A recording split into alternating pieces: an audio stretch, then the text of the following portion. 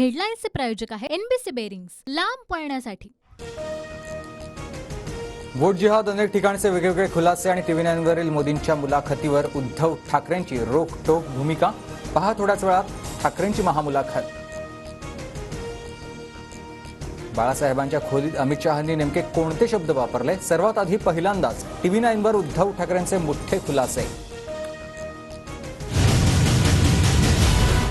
इथे मातोश्री शब्द दिला होता त्याच्याबद्दल बाळासाहेबांच्या खोलीत, पण एक्झॅक्टली तुम्ही सांगू शकता की काय बोलले होते, काय झालं होतं त्यावेळेस?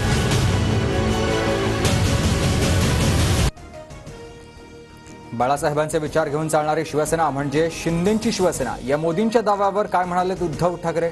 पहा फक्त टीव्ही 9 मराठीवर।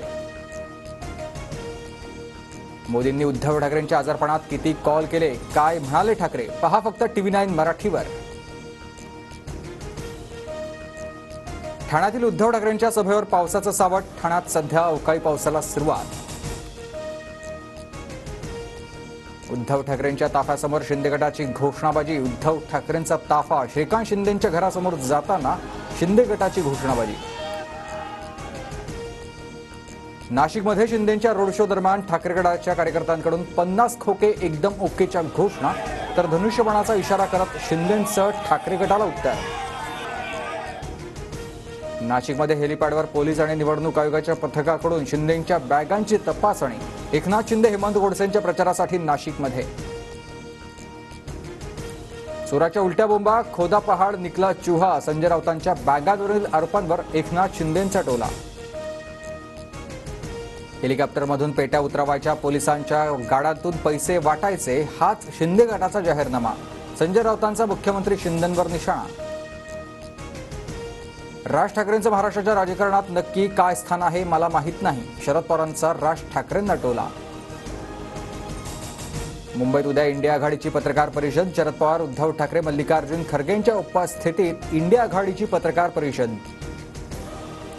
मोदींसाठी मुंबईतील रस्ते मेट्रो बंद केल्यानं लोकांचे हाल, संजय राऊतांचा हल्लाबोल, तर मुंबईत रोड शोचं आयोजन शहाणपणाचं लक्षण नाही, शरद पवारांची टीका।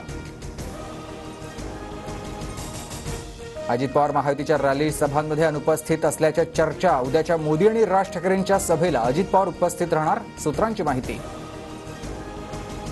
जोरदार वाऱ्यामुळे सटाण्यात शरद पवारांची सभा सुरू असताना बॅनर कोसळला, सुदैवानं कुणालाही दुखापत नाही, पवारांनी भाषण थोडक्यात आवरलं।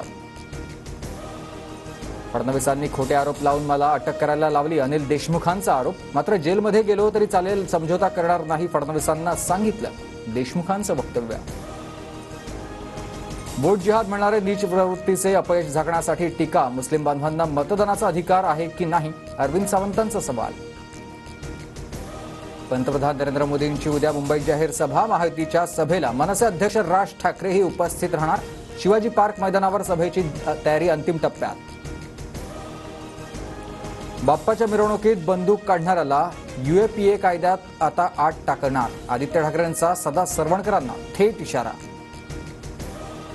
घाटकोपरमधील होर्डिंग दुर्घटनेत 16 जणांचा मृत्यू, दुर्घटनेनंतर रेल्वे हद्दीतील होर्डिंगचे स्ट्रक्चरल ऑडिट करण्याचे पालिकेकडून निर्देश।